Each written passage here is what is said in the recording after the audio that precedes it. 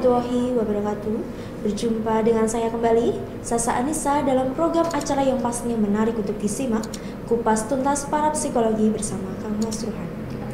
Pemirsa, kali ini kita akan membahas mengenai fenomena di tahun 2000-an, yakni pesugihan tuyul yang sedang marak pada tahun itu, yakni tersebarnya isu-isu mengenai masyarakat yang memelihara tuyul demi mendapatkan segelintir harta.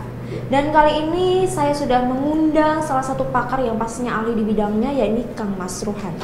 Halo Kang Mas. Halo. Oke.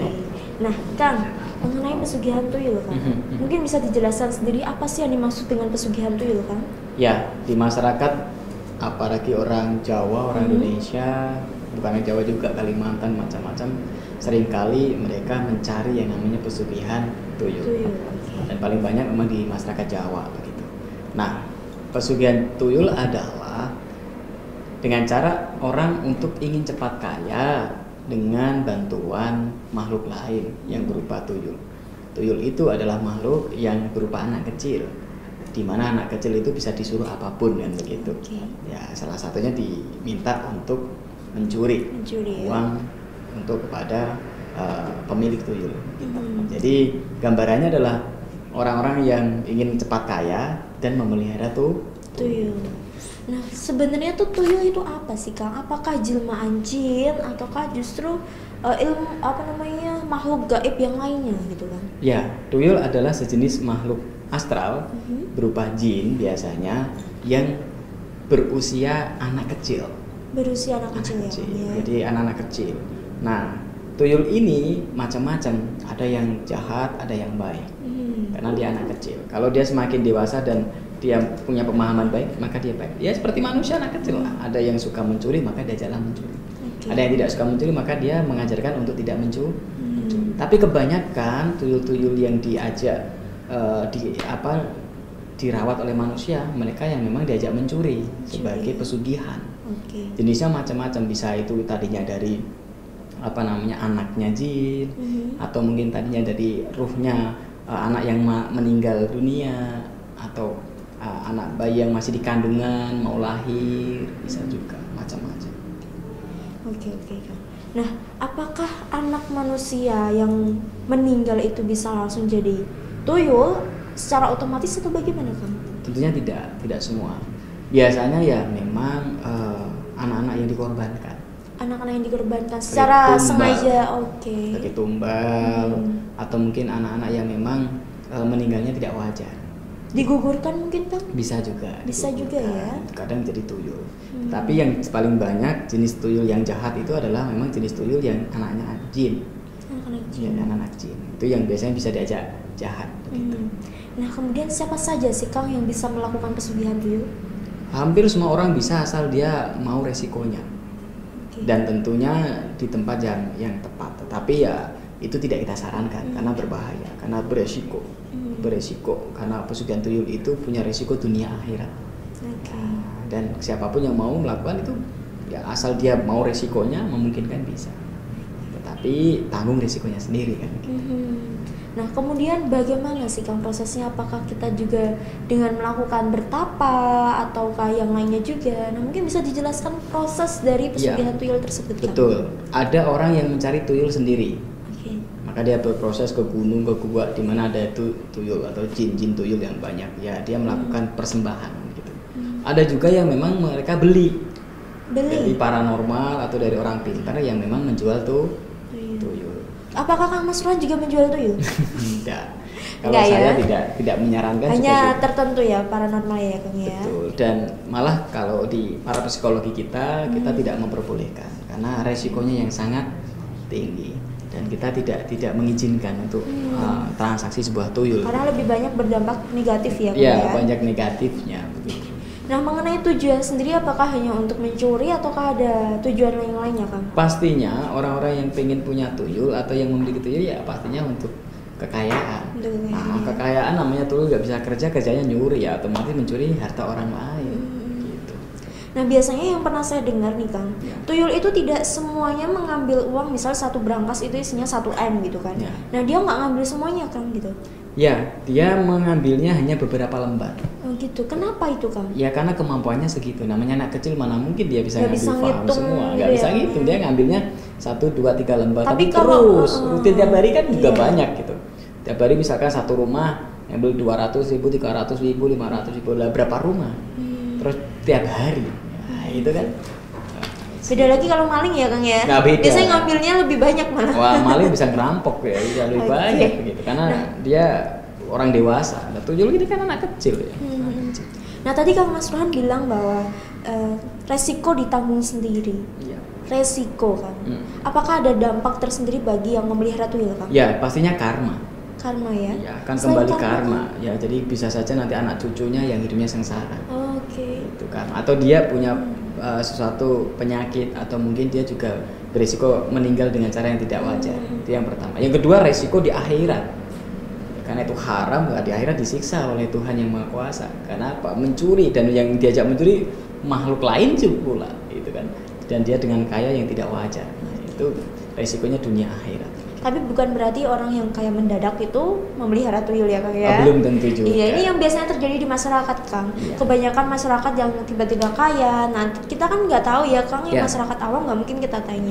Kekayaannya dari mana? Bisa saja warisan. Tidak harus dengan cara memelihara tuyul pemirsa ya. Iya, Nah, betul. itu yang perlu dijelaskan lagi. Nah, Kang mengenai ini. Di masyarakat luas ini kan banyak sekali yang mengatakan bahwa orang yang memelihara tuyul itu selalu menyilangkan tangan ke belakang. Iya. Nah, itu apakah benar Kang? Ya, ada beberapa ciri-ciri memang. Kita ini tiga ciri-ciri orang yang punya tuyul ya. Biasanya memang ini ciri-ciri dari orang Jawa. Dia sukanya memang menyilangkan tangan ke belakang seperti orang menggendong. Karena tuyul kan anak kecil ya, dia suka Gendong. Jadi seperti ini menggendong. Gitu. Yang kedua, biasanya si perempuannya atau istrinya atau orang ini yang memelihara tuyul adalah dia nyusu, jadi seolah-olah menyusu. Karena tuyul ini juga pengen, namanya anak kecil ya, apa namanya, menyusu, pengen disusui gitu. Jadi makanya seringkali dia tidak mau diganggu area-area sini, gitu. Nggak mau diganggu. Karena untuk menyusui tuyul. Oke. Dan ciri yang lain adalah rumahnya sepi dan tidak ada orang yang main ke sana, selalu ditutup. Jadi tidak diizinkan tamu datang. Dan biasanya salah satu di kamar rumahnya itu ada yang memang ditutup, tidak boleh ditempati siapapun. Karena itu tempat pemujaan tuyul. Jadi memang betul-betul dikunci rapat dan tidak boleh ada yang orang yang tahu masuk. ya. Dan dia tidak suka. Banyak orang keramaian itu Kami nggak tidak suka ya karena anak Kang, kecil kan terganggu gitu. Jadi sukanya rumahnya ditutup, ada kamar yang memang untuk persembahan begitu. Iya. Nah, tadi sedikit ya Kang, apakah mengenai yang menyusui? Apakah tuyul itu harus menyusu kepada orang yang memelihara ataukah bisa kepada istri yang lainnya Kang? Iya, salah satunya memang kepada yang bersangkutan. Entah yang si perempuannya yang punya atau suami yang punya, tapi biasanya kerjasama sama istrinya. Jadi untuk menyusui. Kadang malah memang membeli orang, bayar orang untuk menyusui. Bisa gitu ya. Karena tuyul juga seperti manusia ya, dia anak kecil lah ya. Ada yang memang syaratnya dia minta disusui oleh asli manusia, ada yang seperti itu. Soalnya gini Kang, ada masyarakat luas yang mengatakan bahwa ada tuyul yang menyusu, tapi ketika terbukti memang tidak sedang melakukan pesugihan tuyul gitu Kang. Nah, bisa nggak sih Kang, orang tersebut tuh tidak mengetahui dengan jelas siapa yang mempunyai tuyul, tapi beliau ini merasa menyusui tuyul Kang? Ya, itu kemungkinannya kecil. Kalau dia tidak kenal, kemungkinan kecil. Berarti harusnya memang sudah kenal ya? Ya, biasanya yang sudah kenal, karena namanya itu kan anak kecil ya, kadang ada rasa takut juga kalau nggak yang dia kenal begitu. Nah Kang, tadi sudah saya tanyakan ya Kang ya, mengenai transaksi tuyul Kang. Nah, mungkin bisa dijelaskan sedikit Kang? Ya, ini sudah banyak dilakukan oleh masyarakat kita. Namanya transaksi berarti ada jual beli. Artinya ada orang yang pengen memelihara tuyul, pengen pesugihan tuyul, tapi tidak mau ritual.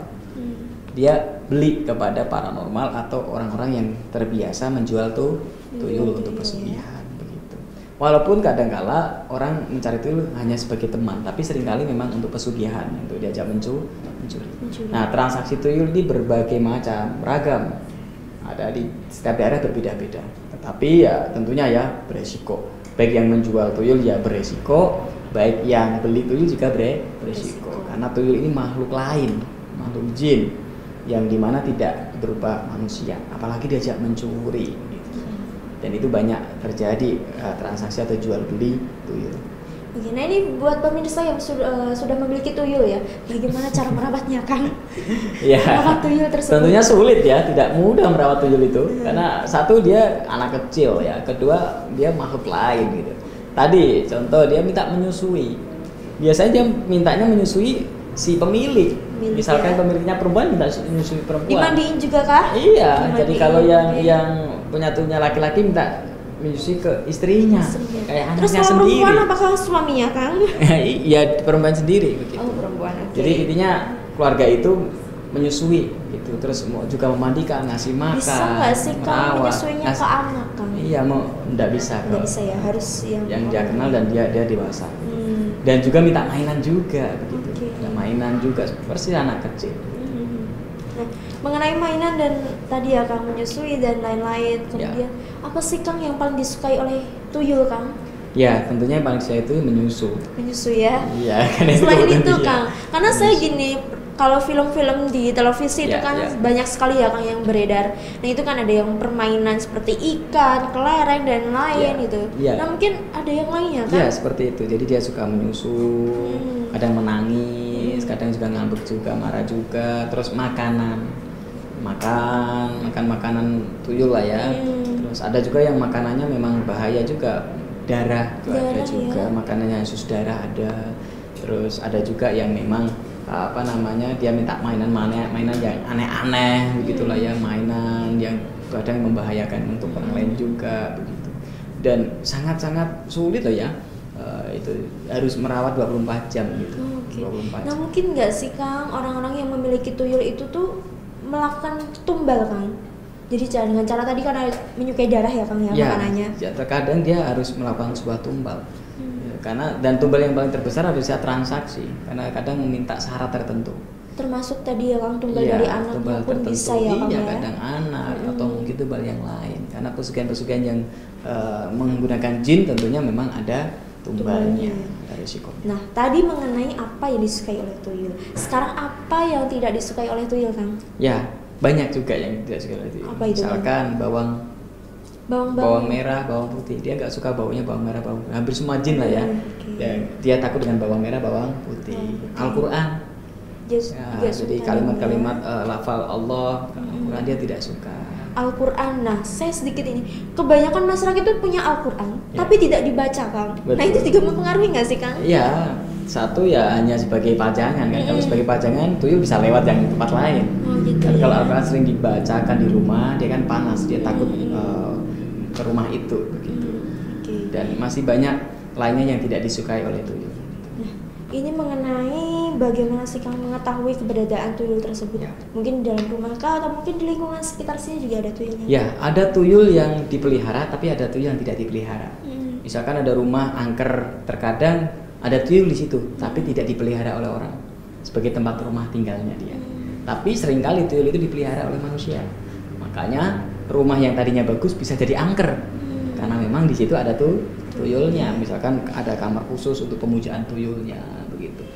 Oke. Nah mungkin mengenai hal ini, Indonesia ini kan sedang perekonomiannya sangat buruk ya Kang. Bisa dibilang buruk karena banyak sekali pengangguran di luar sana, kemudian juga sembako yang mahal. Mungkin nggak sih Kang ada banyak masyarakat di luar sana yang ingin mengadopsi atau memelihara tuyul kembali Kang? Iya, tentunya memang ekonomi saat ini yang kaya ya semakin kaya, yang jatuh ya tambah jatuh karena fluktuatifnya ekonomi yang melonjak tinggi, harga-harga sangat naik tinggi begitu. Dan saat ini banyak sekali orang cari tuyul karena memang kondisi ekonomi gitu. Yang kedua ya karena film-film juga memberikan contoh, TV-TV memberikan contoh, ada film Jin dan Jun, Tuyul dan Bayul, itu akhirnya kan orang-orang termotivasi untuk punya tuyul begitu. Sehingga wah enak juga tuh punya tuyul gitu. Terus apalagi bisa diajak mencuri dan lain sebagainya. Padahal gambaran seperti itu tidak 100% betul, tidak semudah itu. Punya tuyul itu resikonya luar biasa, tidak seasik televisi begitu, karena merawatnya sangat-sangat harus hati-hati dan beresiko. Nggak bisa terus ditinggal kemana, diajak kemana gitu ya? Bisa, dia akan ikut terus, dia akan ikut, minta digendong, minta diemban, nyusui, dan tidak boleh bisik rumah itu, harus sepi dan orangnya tidak boleh banyak komunikasi dengan orang lain. Nah selama ini mungkin ada dari klien Kang Mas Rohan sendiri yang datang untuk meminta tuyul, Kang? Banyak Banyak sekali ya? orang-orang yang datang ke tempat saya untuk meminta tuyul, Nah, tapi itu bagaimana, tidak Kang? saya layani. Oke. Karena memang saya tidak mengizinkan hal tersebut, itu tidak baik, tidak barokah. Itu bahkan juga tidak saya kasih tahu di mana tempatnya, di mana orang yang bisa membantu.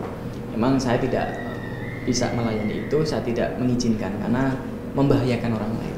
Nah biasanya tuh klien-klien Kang Mas Rohan tuh datang untuk meminta atau memelihara tuyul, tujuannya untuk apa, Kang? Ya pastinya untuk kekayaan. Untuk kekayaannya. Yang paling banyak memang kekayaan itu Ya. tadi ya, Kang ya. Semuanya untuk kekayaan. Karena pikiran mereka adalah dengan memelihara tuyul itu bisa cepat kaya. Oke. Tidak semuanya loh. Ada orang yang memelihara tuyul dia malah tambah jatuh miskin. Oh gitu ya, Kang. Iya. Kenapa itu, Kang? Ya karena karma. Karena sendiri ya. Ya, Kang? sama Bukan aja karena begini. tuyulnya malas untuk mencari Iya, uang, Kang. karena banyak sekali lah, kita logika saja lah, punya anak banyak diajak mencuri, tapi kalau pengeluarannya lebih banyak, maksiatnya lebih banyak, foya-foya jatuh miskin juga. Sama aja ya, Kang ya. Iya, dan di akhir endingnya kematiannya menyeramkan. Oh gitu ya, Kang. Ya mengerikan kematiannya itu. Jadi tidak semua orang memelihara tuyul dia langsung kaya, enggak juga. Ada juga yang masih miskin juga gitu. Nah, apakah orang-orang yang memelihara tuyul itu otomatis bisa melihat tuyul, Kang?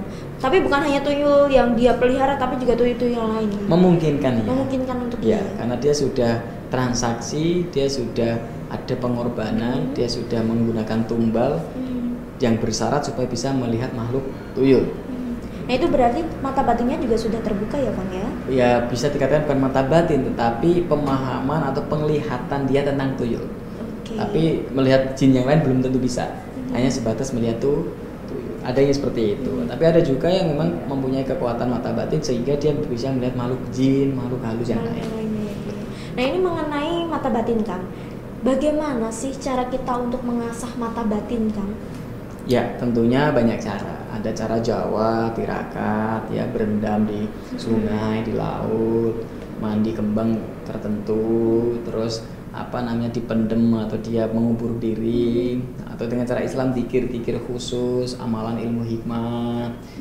Banyak sekali cara-cara atau amalan-amalan tertentu. Dan yang pasti yang paling sederhana dan paling praktis adalah datang ke paranormal. Iya kan, Kang? Minta bantuan paranormal atau para psikolog untuk belajar ilmu mata batin atau dibukakan mata batin. Tadi saya mengatakan bahwa siapa sih yang akan saya bawa ke sini untuk dibukakan mata batinnya.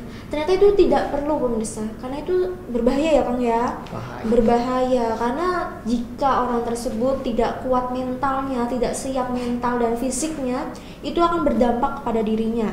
Bisa jatuh sakit, bisa juga berakibat lainnya, Kang ya. Betul sekali. Termasuk gila. Ya, beresiko. Beresiko sekali, pemirsa. Jadi jangan macam-macamnya, jangan mencoba sendiri, terutama ya kalau tidak ada pengawasan dari orang-orang yang pintar seperti paranormal atau orang-orang yang ahli dalam parapsikologi mengenai ilmu batin. Nah, Kang, tadi kan mengenai pesugihan tuyul ya, Kang ya. Cara untuk mengusir atau mengurung tuyul, ataukah hanya didoakan atau bagaimana, Kang?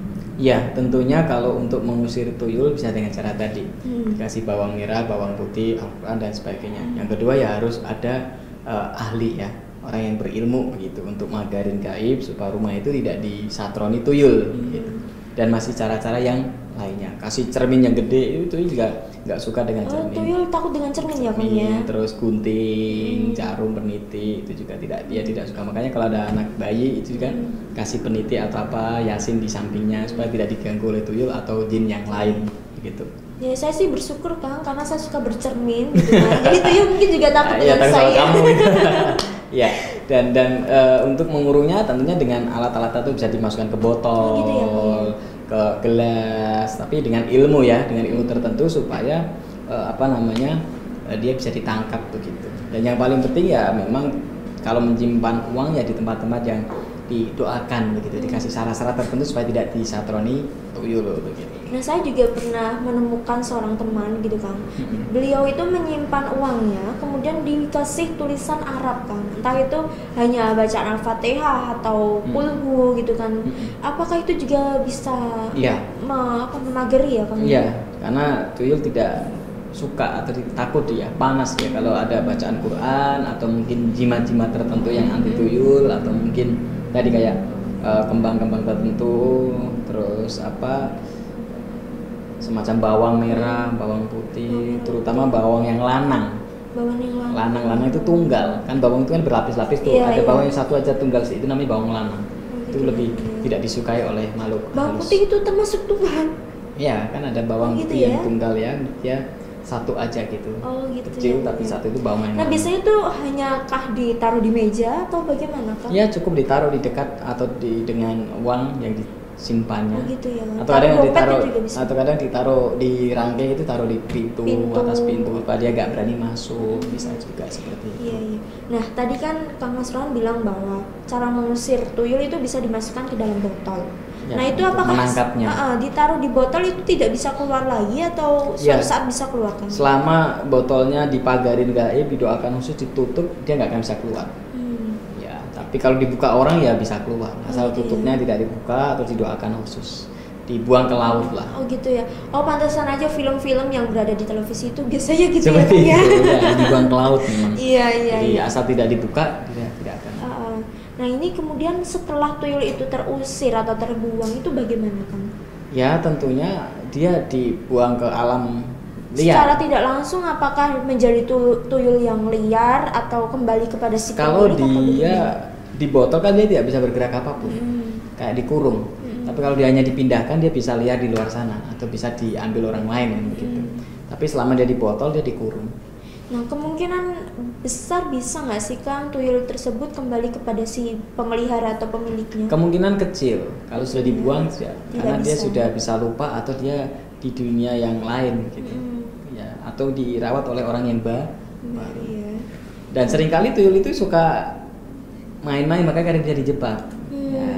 Nah ngomong-ngomong dijebak Kang, sekalian aja dikasih tahu mengenai bagaimana sih cara untuk menjebak tuyul Kang. Biasanya kasih mainan yang paling disukai. Salah Apa itu? satunya adalah ini apa namanya yuyu. Tahu yuyu? Yuyu, kepiting. Kepiting kan di laut. Yuyu itu yang di sawah. Kenapa itu Kang? Nah, itu taruh aja yuyu di situ. Dia suka mainan itu. Oh malah dia suka ya Kang Suka ya? itu. Jadi kalau dikasih yuyu di rumah ya dan dia yuyunya bisa bertahan di situ. Nah, seringkali dia main itu. Yuyu itu yang kayak kepiting itu. Nah, itu mainan yang paling disukai. Nah ini juga bagi para petani nggak usah khawatir karena tidak mungkin padinya dicuri oleh tuyul karena banyak kepiting di sawah ya Kang ya. Karena dia mainannya ada ya yuyu itu. Yuyu itu tadi ya. Termasuk juga kalau kita pengen tahu rumah itu ada tuyul apa tidak, kasihlah Yuyu tadi yuyu ya. itu. Oh gitu. Terus kalau misalnya sudah ada yuyunya di situ, Ya. bagaimana cara kita melihat itu ada tuyulnya atau tidak Kang? Iya, kalau dia nggak bergerak-gerak di situ aja mainannya nggak kemana-mana, nah bisa juga. Gitu Yuyu ya? itu kan bisa kemana-mana lari tuh. Heeh. Nah, kalau diajak main kan dia akan di situ, dimainkan di situ kan. Gitu. Dan terkadang bisa terlihat. Gitu. Haruskah yuyu ataukah hewan yang lainnya bisa Kang? Seringkali yuyu yang dipakai. Yang paling disukai ya Kang ya. Kayak kepiting itu yang di sawah. Ikan bisa Kang? Enggak, dia nggak Nggak suka. bisa ya, nggak suka. Oke. Nah, kemudian agar tidak tertuduh, biasanya masyarakat di sana itu kan lebih banyak menuduh, "Hei, orang itu tuh kaya karena tuyul, orang tersebut karena memelihara tuyul," atau biasanya banyak sekali yang lagi gendong gini kan. Padahal dia cuma pegel atau apa gitu. Biasanya orang Jawa kalau nyapu pun sama kan Kang, Ya. taruh tangan di belakang gitu. Nah, biar tidak tertuduh itu bagaimana Kang? Ya kalau memang dia orang kaya dan orang bijaksana malah mending ngomong saja. Ya saya punya tuyul gitu. Oh aja. gitu ya Kang? Iya. Bisa begitu. Karena kalau orang malah justru bilang enggak bisa saja iya Kang. Iya, dan malah ditanya terus. Oh gitu ya. Bilang aja, iya saya punya tuyul banyak itu di kantor. Nah, karyawan itu kan tuyul gitu. Ya Karena kan? menghasilkan uang. Iya, menghasilkan ya. uang gitu. Tuyul tidak harus ini kan. Bilangnya, ya punya tuyul banyak itu di kantor ada banyak gitu. Oke. Gitu. Makannya nasi semua. gitu. Malah takut sama yuyu. gitu. Oke. Nah, mengenai pesugihan Kang, pesugihan ditinjau dari sisi mata batin atau di sisi sisi ilmu Kebatinan. batin ya. Ya. Nah, itu bagaimana Kang? Mungkin bisa Ya, dijelaskan. tentunya pesugihan itu kan bukan hanya cara yang salah. Jin, pesugihan tumbal, tuyul itu kan termasuk jenis pesugihan yang salah. Karena beresiko, haram juga dan sangat tidak dibenarkan oleh agama kita gitu. Nah, sangat bagus kalau kita menggunakan pesugihan dengan batin atau dengan kekuatan batin. Itu dengan ilmu-ilmu pesugihan yang putih. Amalan zikir pesugihan atau ritual-ritual yang dihalalkan supaya meningkatkan kekayaan atau rezeki atau membuka pintu rezeki yang lebih banyak. Batin maksudnya gimana? Kalau kita wadah rezekinya segini, dikasih rezeki satu ember, tumpah enggak? Tumpah. Makanya pesugihan batin itu adalah meningkatkan wadah rezeki supaya lebih besar. Yang kedua, memanggil rezeki supaya dimasukkan ke dalam wadah kita, supaya tidak tumpah dan supaya penuh dan banyak. Nah, seperti ini tambah banyak lagi kan begitu. Orang yang wadah rezekinya ini sama ini lebih banyak ini kan. Seperti itu. Jadi batin itu bisa memperbesar wadah rezekinya dengan cara ilmu batin tertentu. Misalkan ada amalan pesugihan Islami, ayat 1000 dinar atau ilmu tertentu yang memang disunahkan oleh Rasulullah atau oleh Allah Subhanahu wa taala. Selain itu juga mental. Orang-orang yang bermental kaya, dia lebih mudah kaya karena mau memperbesarkan rasa pintu rezeki itu dan wadah rezekinya. Tapi orang yang bermental miskin, mau apa aja tetap miskin. Sama, kalau orang tidak pernah mengamalkan ilmu barokah, ya sulit rezekinya. Tapi kalau dia mengamalkan ilmu yang berkah, ilmu amalan yang untuk membangkitkan kekayaan, maka sangat memungkinkan dia kaya dengan batinnya, bukan melalui tuyul atau pesugihan yang haram, tapi pesugihan yang halal, yaitu dengan batinnya. Nah, pemirsa, itu tadi perbincangan kita mengenai pesugihan tuyul dan bagaimana cara kita mendapatkan pesugihan yang halal. Satu lagi, Kang, saran bagi masyarakat luas agar tidak terjerat dalam pesugihan yang negatif atau haram tadi ya, Kang ya. Ya, baik. Ya, untuk pemirsa semua, tentunya semua orang pengen kaya ya, tapi kalau kita serakah, kita tidak bisa kontrol diri, ya akhirnya terjebak terhadap pesugihan-pesugihan atau kekayaan yang tidak barokah atau justru ada tumbal dan berbahaya. Ya, bolehlah kita punya keinginan untuk lebih, memang itu harus, tapi jangan serakah. Bertahap lalui proses hidup ini dengan cara meningkat perlahan tapi pasti, seperti orang Jawa, alon-alon waton pelakon. Yang kedua ya tentunya pilih ilmu-ilmu yang manfaat dan putih, amalan, dzikir, bimbingan spiritual yang itu tidak melanggar agama.